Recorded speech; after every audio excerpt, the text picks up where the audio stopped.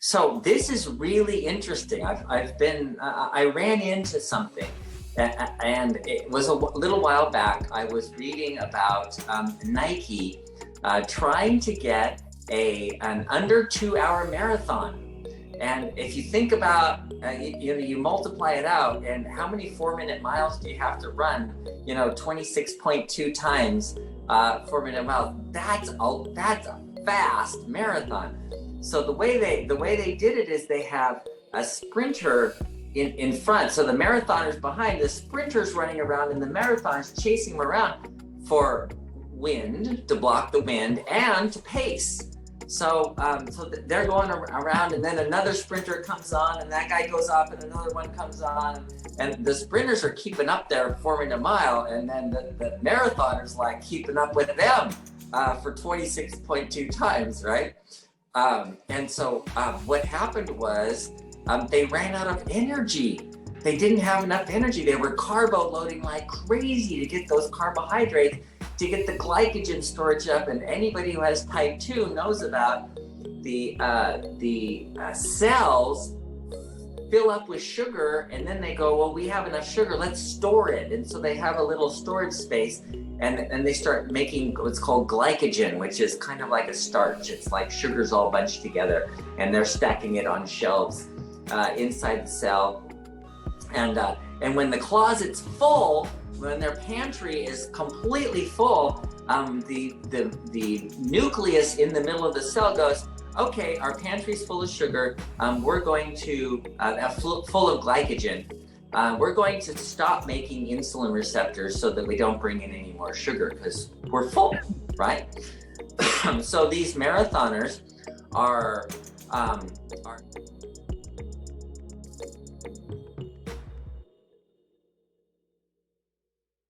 Hello, everyone. Welcome to the Fixed Blood Sugar webinar. It's just Joe and I today. We're going to do this. Mm-hmm. For now. For now. Yeah, for now. Don't scare people. Yeah, right. Yeah. Oh, look at that. Perfect timing. Oh, he's on mute. I read his lips, so. Perfect timing. That's what I said.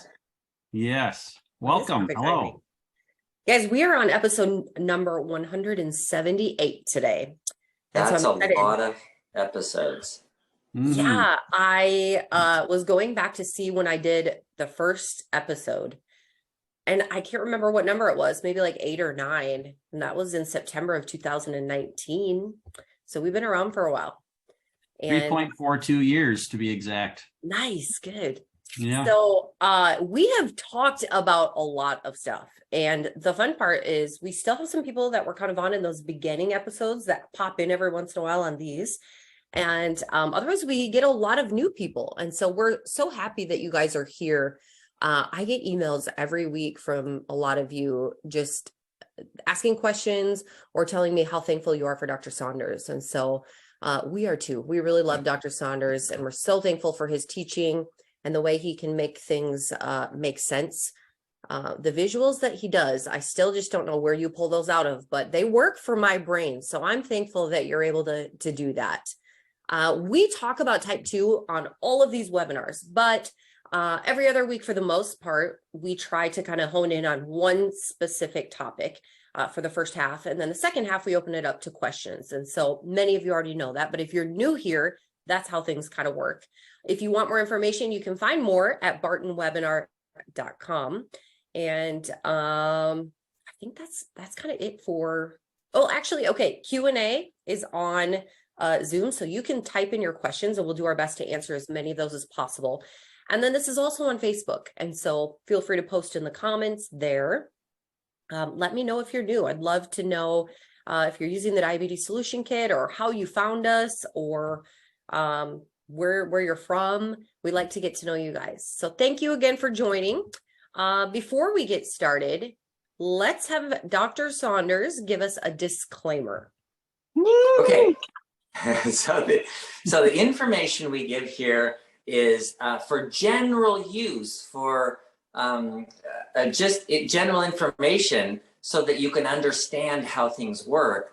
But I'm not giving you advice. I'm not your doctor. I don't have your test results. I don't have all of your notes and your past history. So I'm not giving you advice. I'm giving general information.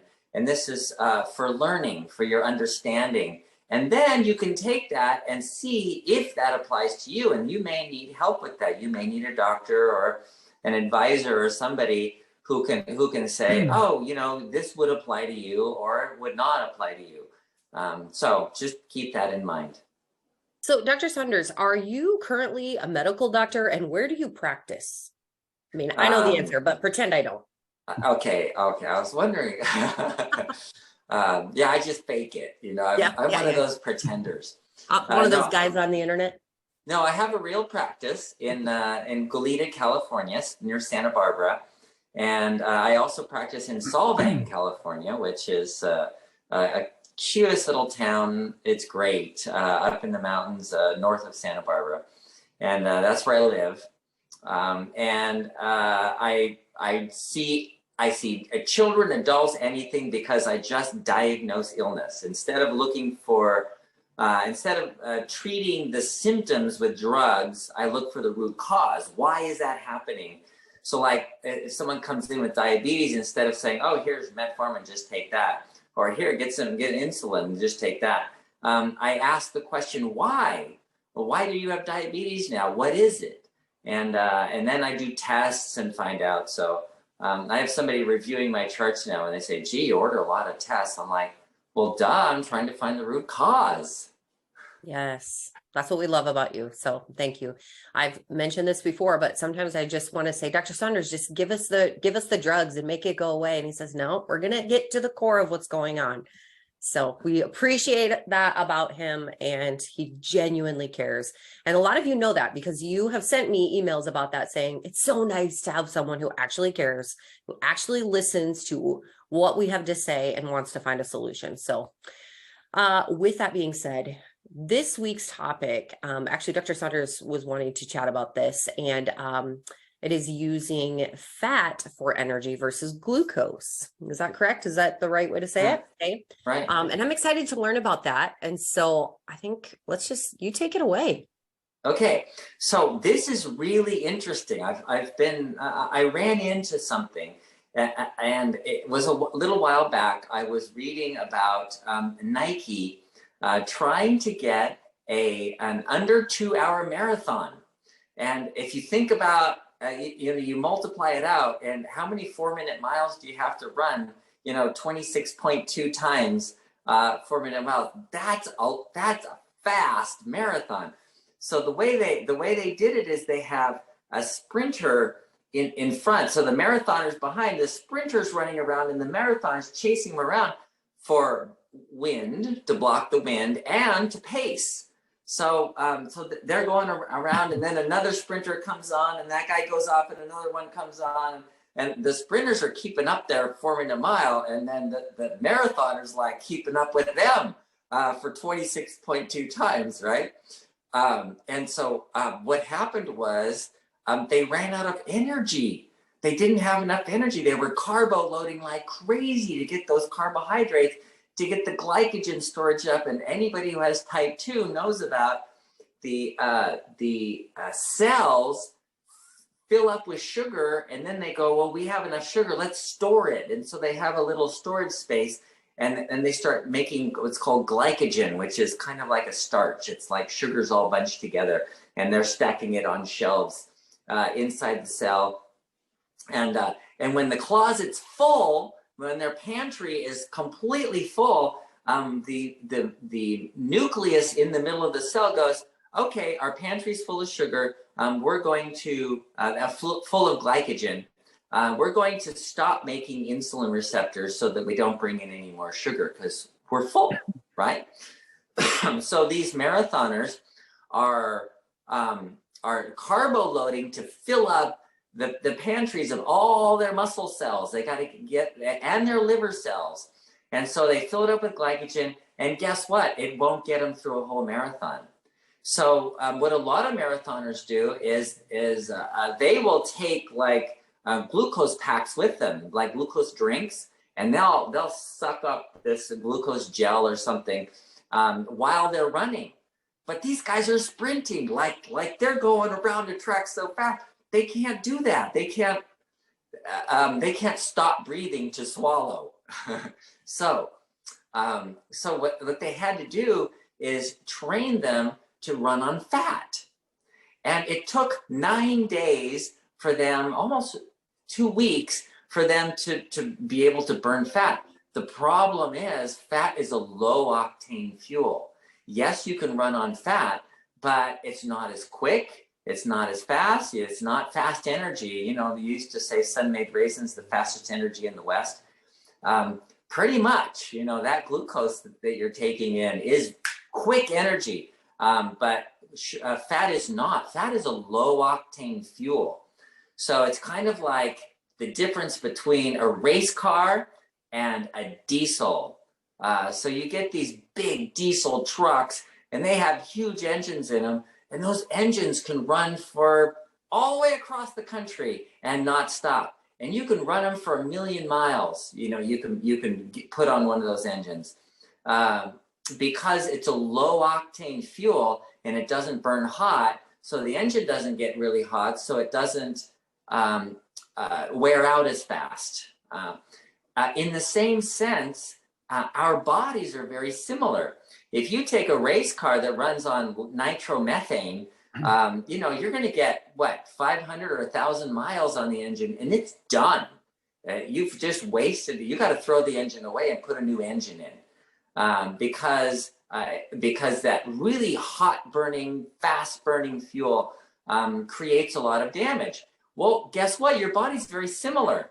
When you're running on sugar, you're creating a lot of damage. You're creating inflammation, you're getting hot, you're getting wear and tear, you're damaging DNA, you're making more oxygen-free radicals that damage DNA.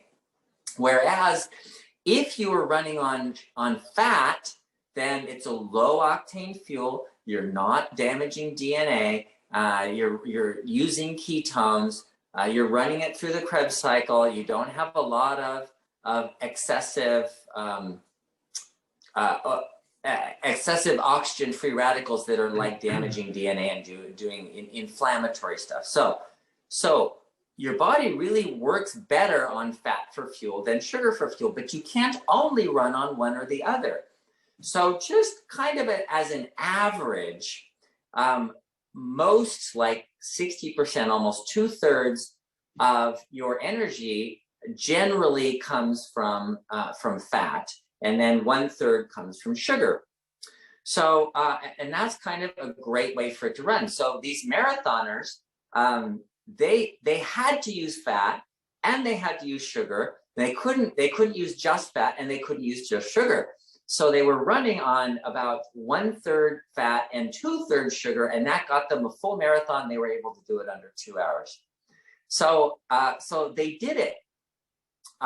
But so I looked at that and I said, how does that work in diabetes?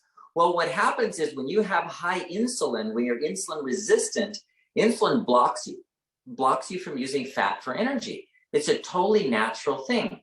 When you have insulin resistance, you eat fat and it makes you insulin resistant so that you burn fat. But when you have high sugar, insulin goes up and says, stop using fat, use sugar instead. So now you have only 1/3 running on fat and 2/3 on sugar. So now you have more oxygen-free radicals, more damage being done, more inflammation, more problems associated with that, breaking down and getting old. So your body's breaking down faster because of this excessive sugar that's being used. And some people, when they're really insulin resistant, they'll have 1/4 of their metabolism is fat and 3/4 is sugar. And that gets worse and worse. And then that's doing damage to everything. It's doing damage to your heart, your kidneys, your brain, your nerves. So it's not a good way to run your body. Really, ideally, what you want is to be between 2/3 and 3/4 fat, and then the rest sugar. And so how do you do that? Oh my gosh, we have created a program that does exactly that. If you look at the phase 1 in the diabetes solution kit, so go into phase 1, most of you are already on it. And phase one is essentially sort of a keto diet. And what keto is, when you burn fat, you make something called ketones, ketone bodies, they're called. And there are a lot of your cells can run on ketone bodies. So yes, you burn the fat, but you also make the ketone bodies that some of your brain cells can run on, for example, and have a low octane fuel and be calmer and more relaxed. So, for example, this is like not a small thing. This is huge. So the brains of little children, little babies that are born with underdeveloped brains, and they get seizure disorder because they don't filter properly. And so they're seizing constantly. And when I was at UCLA many years ago, they used to like cut half of the brain out of these kids so that they would stop seizing, because they couldn't live like that in a constant seizure. So now what they do is they put them on a keto diet, and they keep them on a keto diet for about 2 years, sometimes a little longer. And it keeps the brain calm, stops the seizures. And then after 2 years, things start developing, the brain develops, and then they can take them off the keto diet and they don't have to have it for the rest of their lives. Whereas, if they take half the brain out, that's a big problem for the rest of their lives. If they put them on medications, then they have to take the medications for the rest of their lives because their brain never develops and never gets better. The ketogenic diet is good for the brain in ways of development, as I discussed with the children with epilepsy, but also for people to not get Alzheimer's, dementia, to not get dementia, which guess what type 3 diabetes is? Dementia. So that's where your brain isn't functioning well. You can completely reverse that by going on a ketogenic diet. So you're training your body in phase one, you're training your body to, instead of using a small amount of fat, because you can't live without it, you have to burn fat to function. Instead of using a small amount of fat and a lot of sugar for energy, you've cut out all that sugar. You're not eating enough sugar for your body to run on all day. You're just not getting enough. So what happens is your body goes, uh-oh, in order to get energy, I have to start burning fat.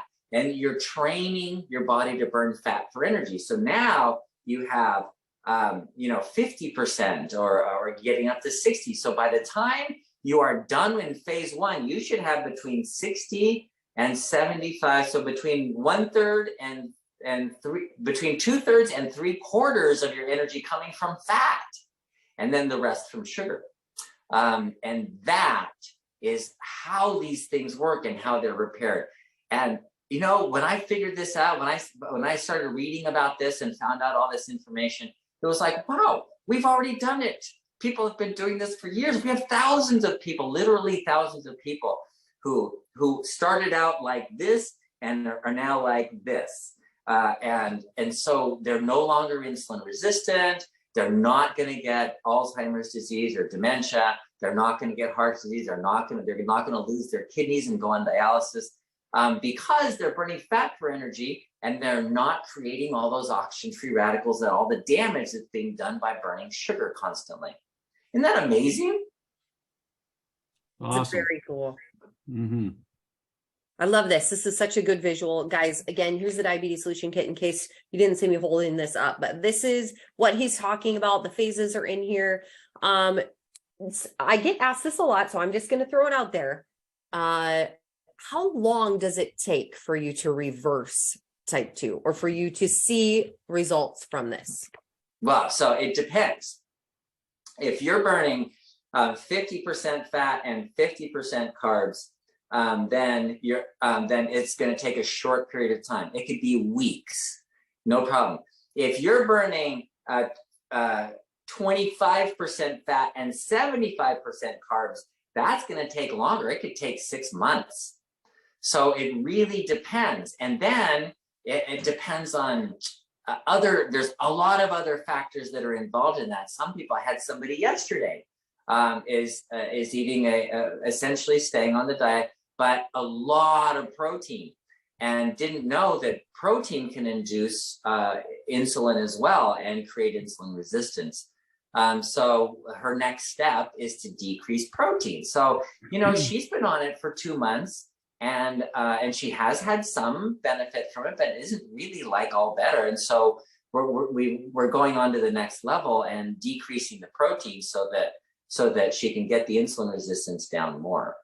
So, like I say, like it could take anywhere from days to, we've had people in days, like in less than a week, come back and say, oh my gosh, my sugars have come down to normal in only 1 week or whatever. It's crazy. Guys, let us know in the chat if you are currently using the Diabetes Solution Kit. One of the things that I love about this is that I feel like you get to know your body a little bit better. You get to see the way, you go through phase 1, and as you move into the next phases, you see how your body responds to certain things, kind of like Dr. Saunders was saying. We have one of the guys who's on here often found out, he could handle drinking a little bit of juice, but sugar-free gum would spike his blood sugar. And he was so narrowed in on his diet that he could see that. And that's the coolest part, is just to see the way that your body was created, how you work. If you can look at this as kind of a fun experiment, you can have fun with this. That's why I know it's not easy. I think it would be fun to get a continuous glucose monitor, a CGM. And in fact, a lot of people have told me they want to get a CGM. They don't even have diabetes. And so I can write a prescription for it, but their insurance probably won't pay for it. But they have at Costco, you can get, it's $85 for a 2-week supply of the transmitter, the button that you have to put on your skin. I've had several people go, yeah, I want one of those. So I've prescribed them. So I think we need to do that, Joe. It's gonna have to be a team experiment. Everybody gets a CGM. Yeah. I like it. I think it's so fun though, and very interesting. Just to see how your body is responding to things. I do know I have a question that came in. I'm just going to direct all of you guys to the bartonwebinar.com site, because we have our list of top 10 questions there. And we usually get the same questions on every webinar. So I'm just going to direct you to that page for a lot of these questions. But I am going to go ahead and ask the one that comes in often. Let me find the actual email here. Okay, so every webinar, I think we could ask this in some way, shape, or form. I have a question. My blood glucose before bed is 6.3. When I get up, it's 6.6. What causes my fasting blood glucose to increase? Okay, yes, we get that one frequently. Okay, there are a lot more factors than just eating involved in your glucose level. So your body wants to keep the glucose in a certain range, and there's a set point of the range. Now, the ideal set point should be between 70 and 90, or if you're in Canada, like you are, between 4 and 5. So 6 is a little on the high side. And then it goes up to 6.3 because your blood sugar is dropping below the set point. So the pancreas makes glucagon. Glucagon is also a peptide hormone that goes to the liver and tells the liver, hey, make some sugar. We're getting too low on sugar. So when your sugar's dropping low, and everybody does it. But if your set point is, between 6 and 7, you start dropping below 6, then your pancreas will make glucagon to bring it back up again. And it does. And it brings it back up to where it's supposed to be.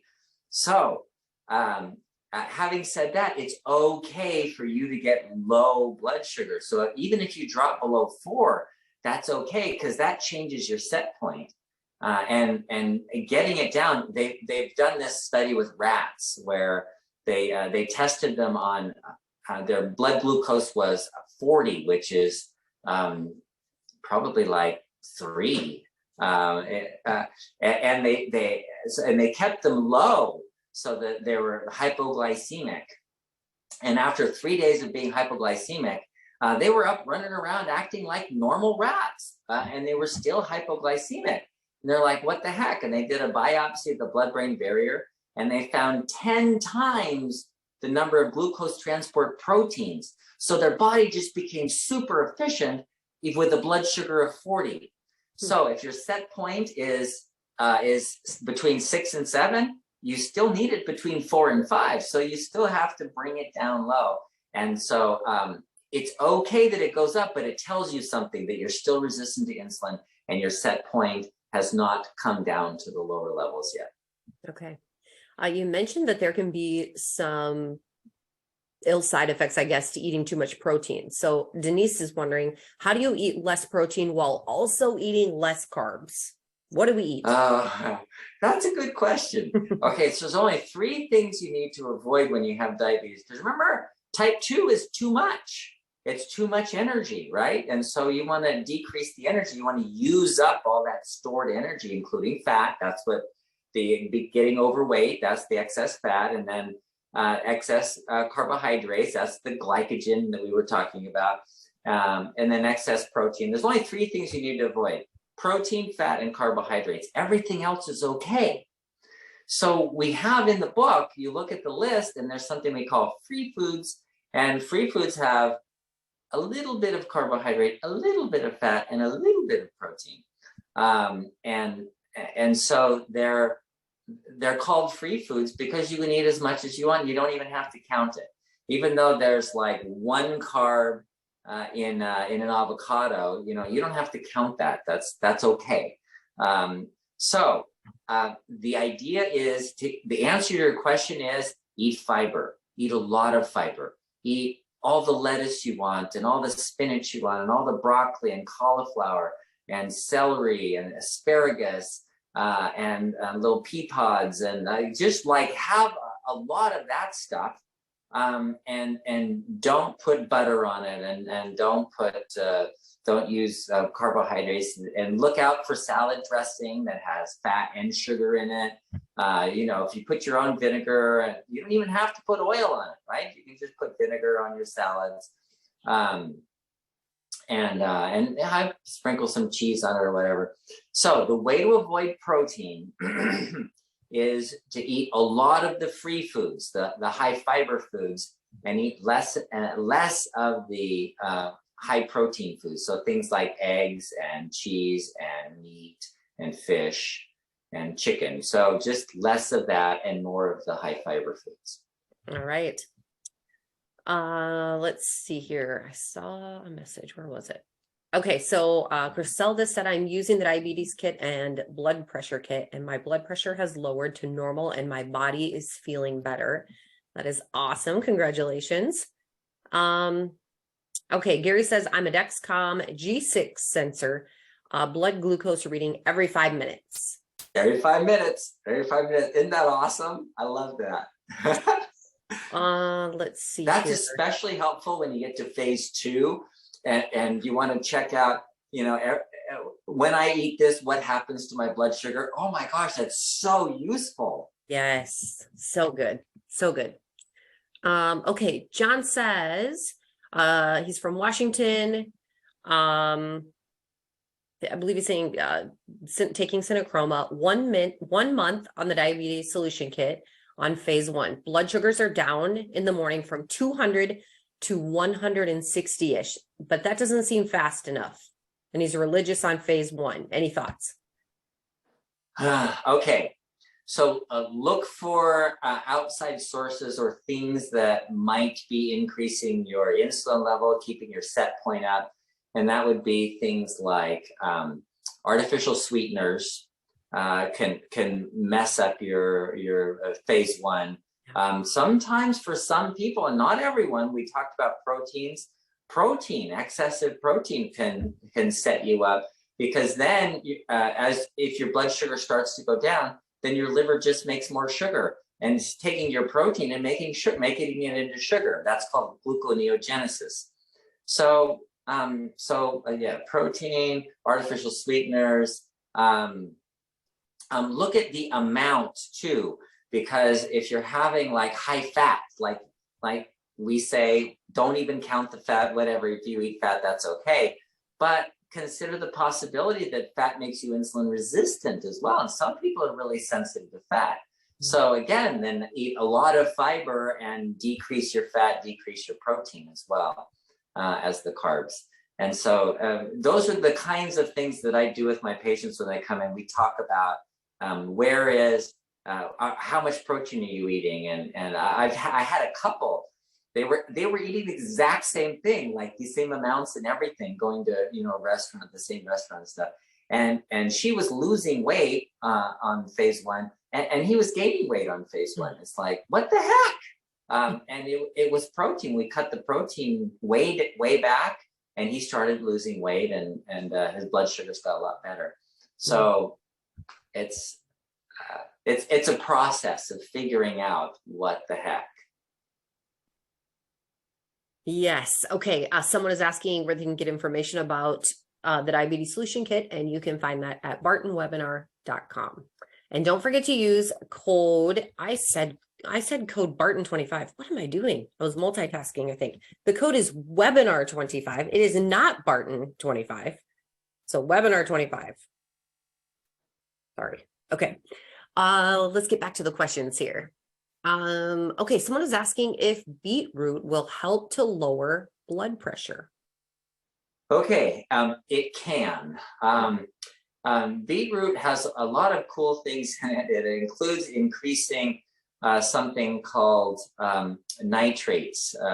Nitrogen in your blood dilates blood vessels and can relax blood vessels and lower blood pressure. But that doesn't mean it will. It just means it can. Okay. So beetroot can be helpful. Don't look at the supplements like Synachroma. Somebody said, well, I'm on Synachroma, my blood sugars have come down. The purpose for Synachroma is not to bring your blood sugar down. It's to provide the nutrients that you need to process sugar properly, so that when you're on your diet, you can actually get your blood sugar down and function normally on 2/3 fat and 1/3 sugar. That would be an ideal kind of thing to have. So the same thing with beetroot with your blood pressure. Don't look at at supplements. I know people take huge amounts of arginine and all that to get nitric oxide. There isn't. The supplement isn't the answer. The answer is to find the cause. And in type 2, very often it's insulin resistance is the cause. Because of the effect on the adrenal glands, adrenals increase your blood pressure.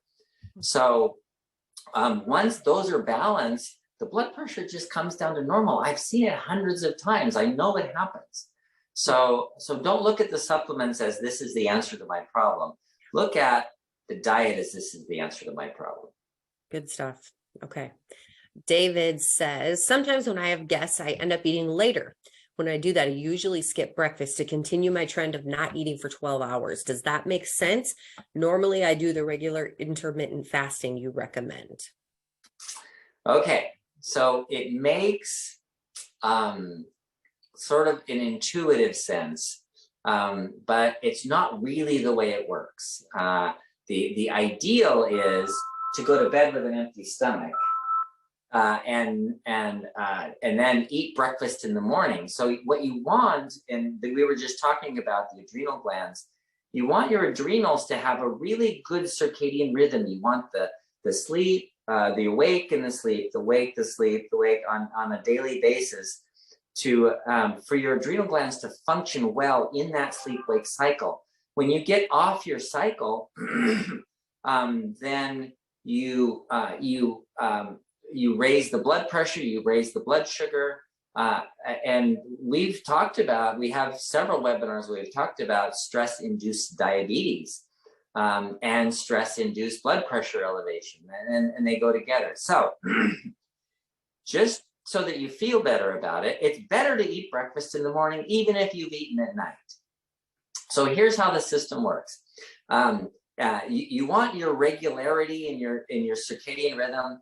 But if you don't do it, even a couple of times a week, they did, Sachin Panda that did the research on the circadian rhythm, one of the graduate students said, well, what happens if we give the rats the weekend off so that they could eat late at night and go to bed late and eat whatever they want? And it worked just as well as doing it 7 days a week. So if you go off your schedule occasionally, that's not a big deal. That's really not a big deal. It's better to then start in the morning, like eating breakfast in the morning to get your adrenals up, and stay on the schedule as much as possible, and not, well, because I went off last night, I'm going to go off more this morning. Don't do that. Stay on the schedule as much as possible. All right. Joey is asking, how do you raise alkaline levels naturally? Is there a health risk to having low alkaline levels? Yes. So the way pH works is you have acid and alkaline. So your pH, low pH is acid and high pH is alkaline. And right in the middle is what we call 7.0. That's neutral. So you have a neutral, and then you have down to 7 and up to 7. And there's no more than that. You don't go more. You go up 7 to 14. So 0, 7 is neutral, and then 14 is alkaline. And the way to raise the alkalinity is to have less acid. So there are things that we eat that produce more acid. Guess what? Proteins and carbs tend to produce more acid. So overloading on those things can make us more acidic. And then to get more alkaline, it's better to have a very high fiber diet. That would be one thing. But there's been some studies in diabetics, people with type 1 and type 2 diabetes, that have shown that taking in alkaline is actually useful. It actually does prevent damage to the kidneys, at least. So to raise the alkaline, I often tell my patients, yes, go on the diet. The ketogenic diet is really good for keeping your body a little more alkaline. And add in a half a teaspoon of baking soda.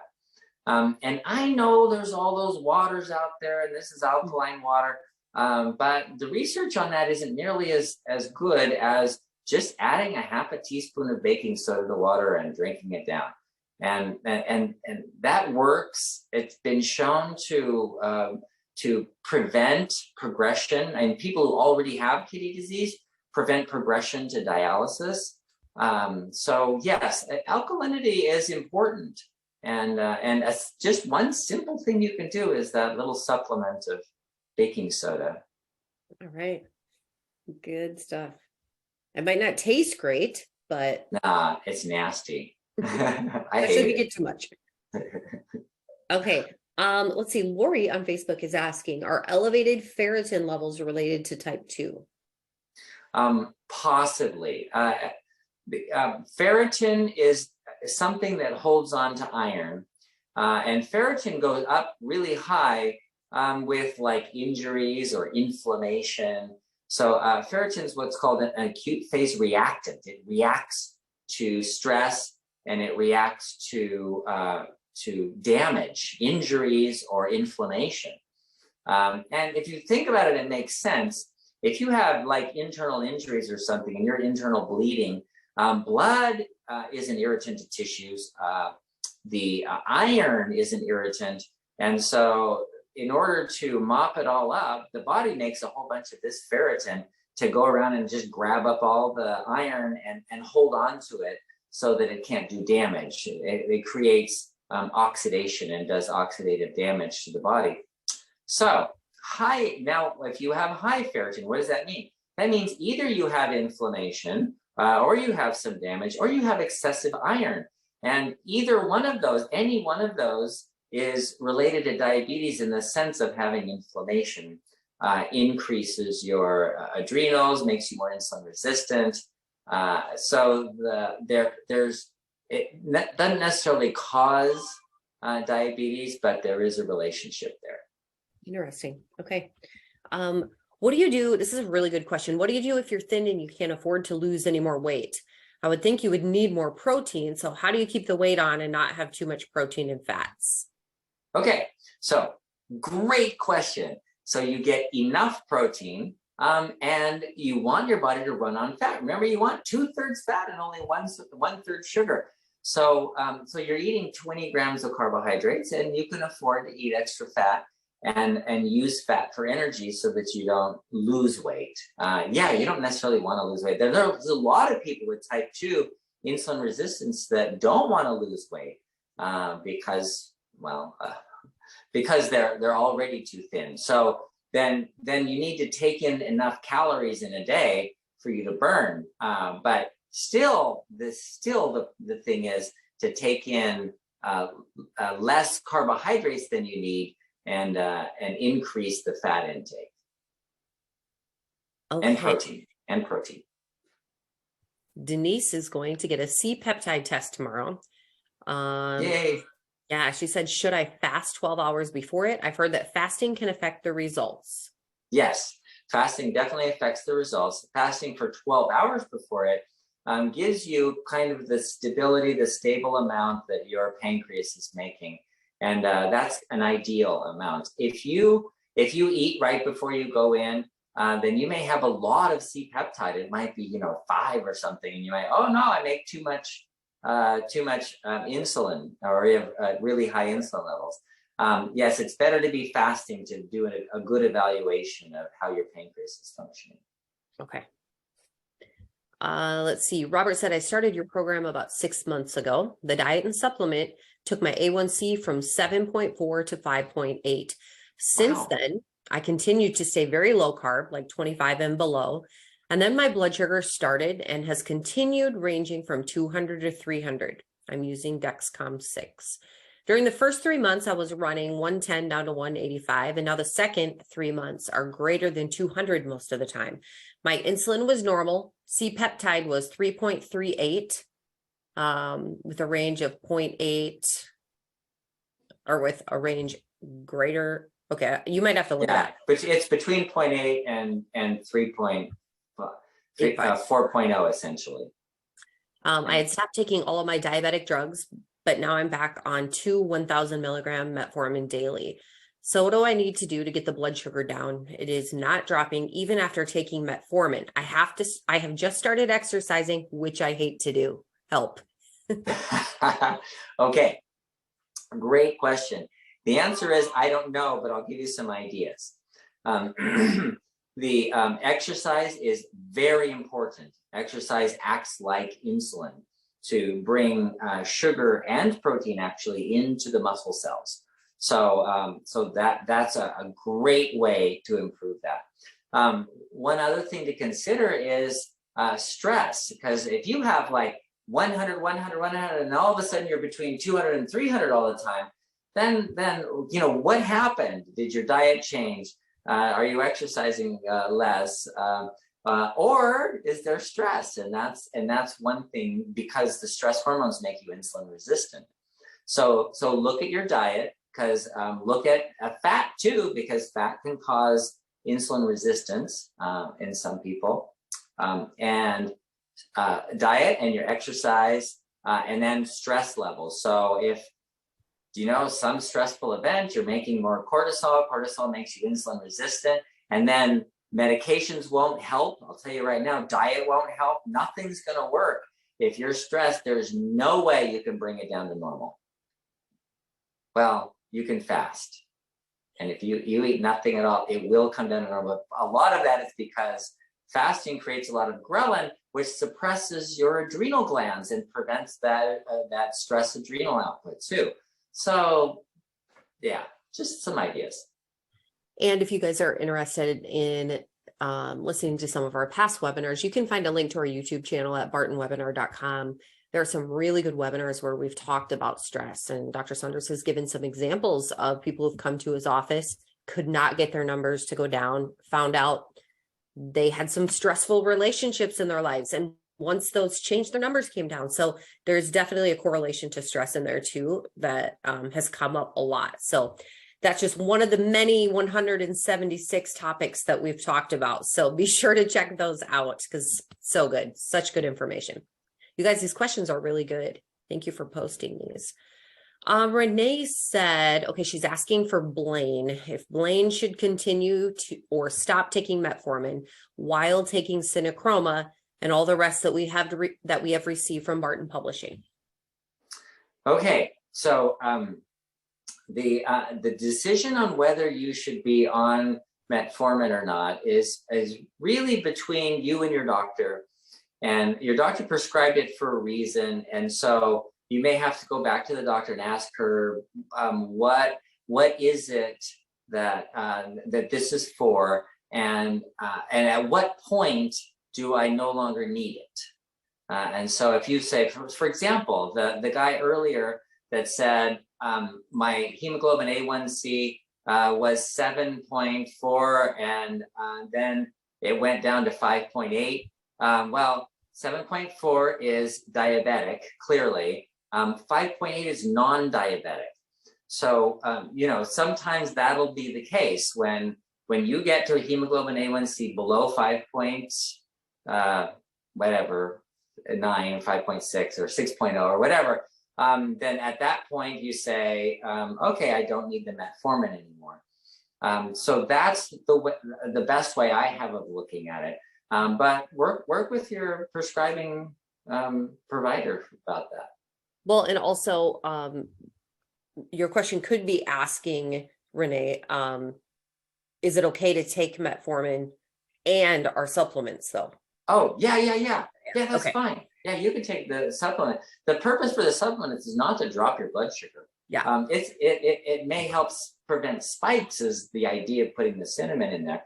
But really, it's to provide the nutrients that you need to be insulin sensitive, so that you can actually get insulin sensitive as you're doing the diet program, the phase 1. So the key is phase 1. Yeah. The way that I look at it is the diabetes solution kit.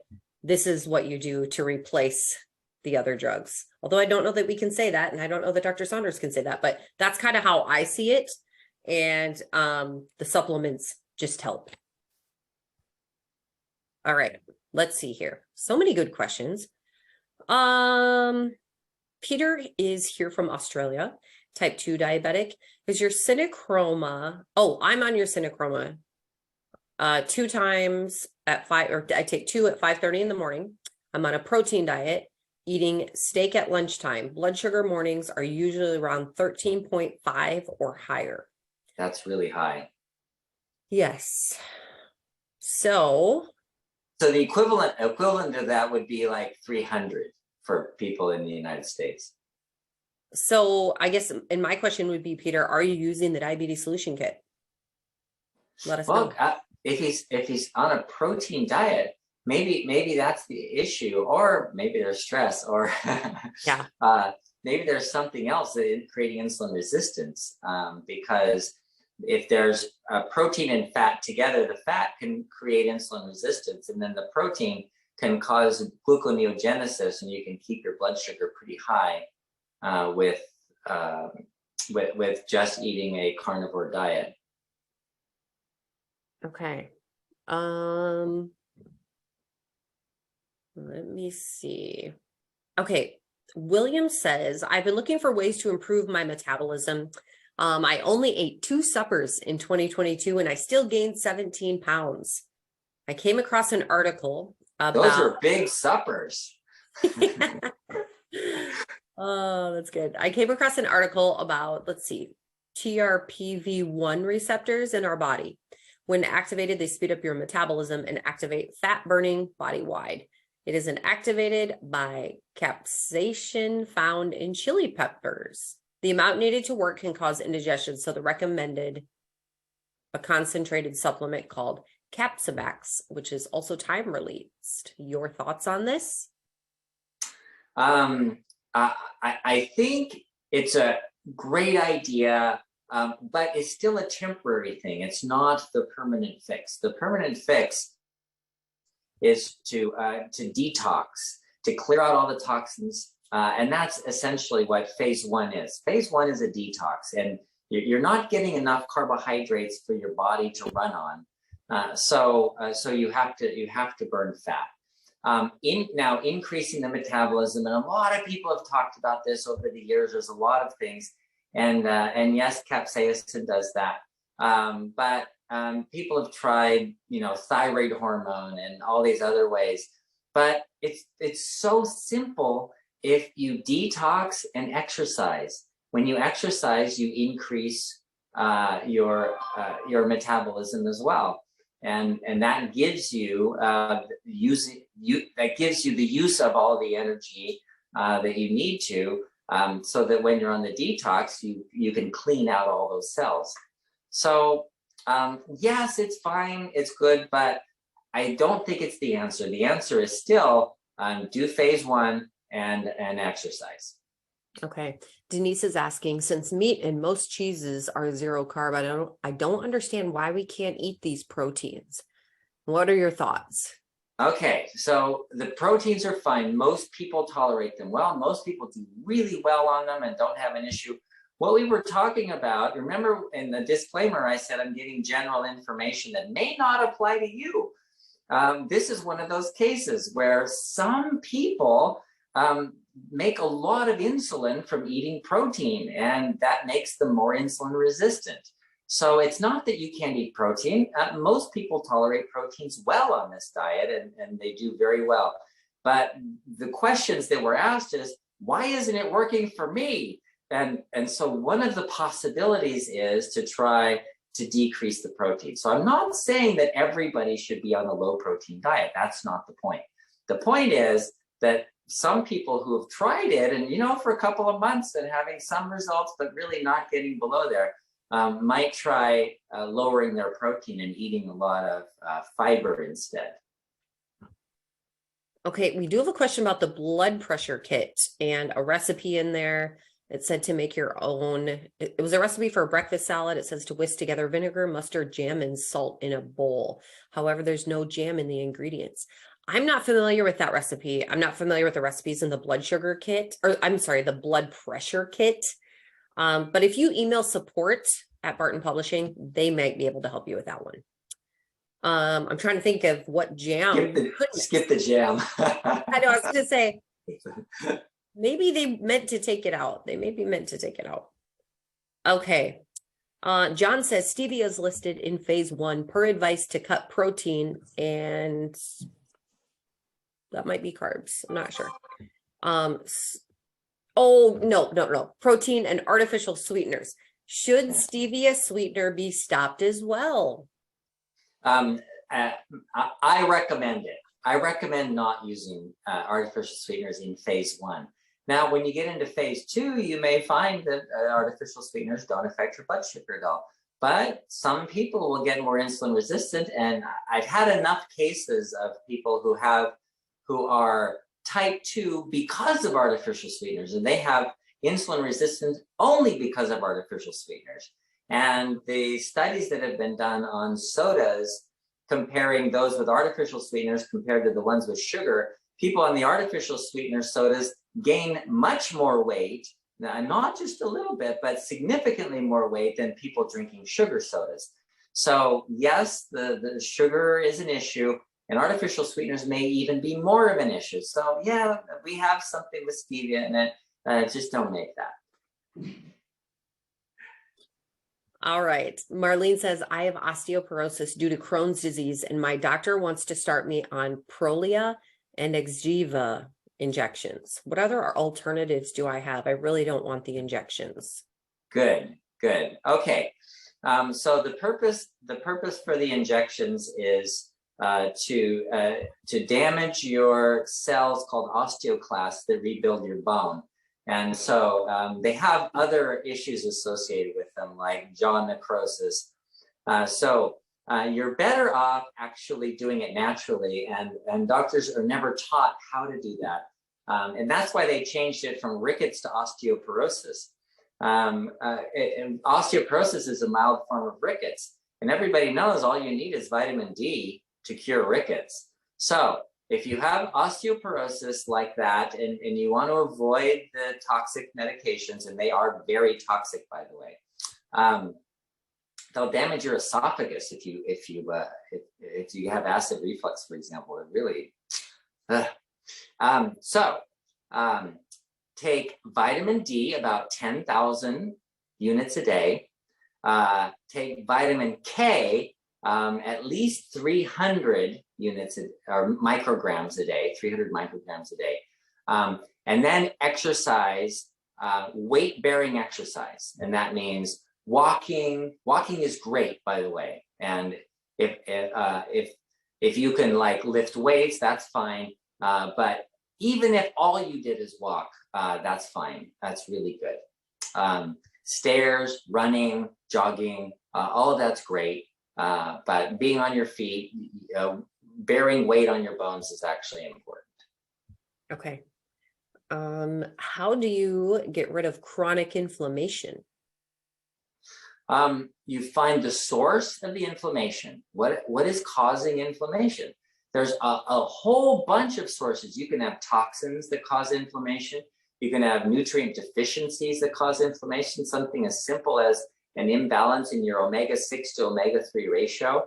You bring the omega-6 down, the omega-3 up, and balance them, and then you shut off the inflammation. Sometimes just having that high, burning a bunch of sugar and only a little bit of fat can cause inflammation. So changing that to high fat, low sugar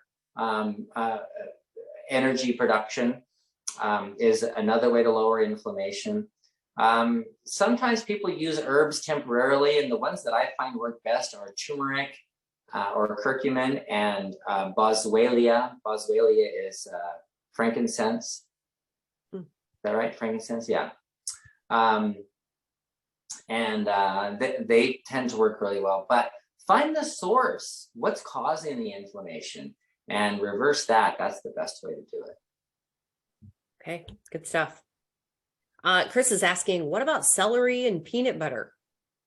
Ooh, I love celery and peanut butter. What about it? Yeah, that's fine. See, celery has almost no carbs.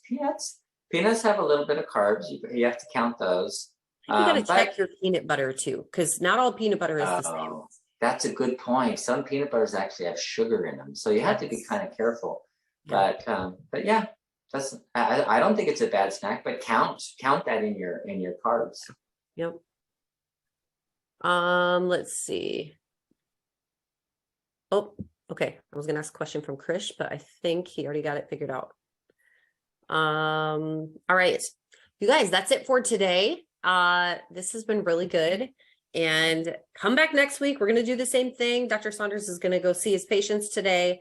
And I think we're going to it'll be some type 2 basics next week. And of course, we'll open it up for questions. And then the following week, I think we're going to focus on vitamin D. That's the plan. So, because it just keeps coming up and we need to talk about it.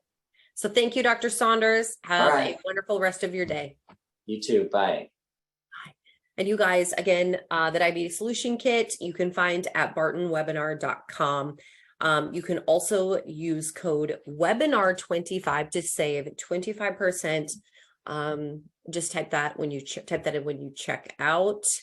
And on bartonwebinar.com, you'll also find the link to our YouTube channel. So make sure you go there and subscribe. You'll get notified every time we upload a new video. We're a little bit behind on those. We actually have somebody who is working on those now, so they should be up to date soon. Let's see here. Did I miss anything else? I think that's it. So thanks for hopping on, guys. We'll see you next week. Bye-bye.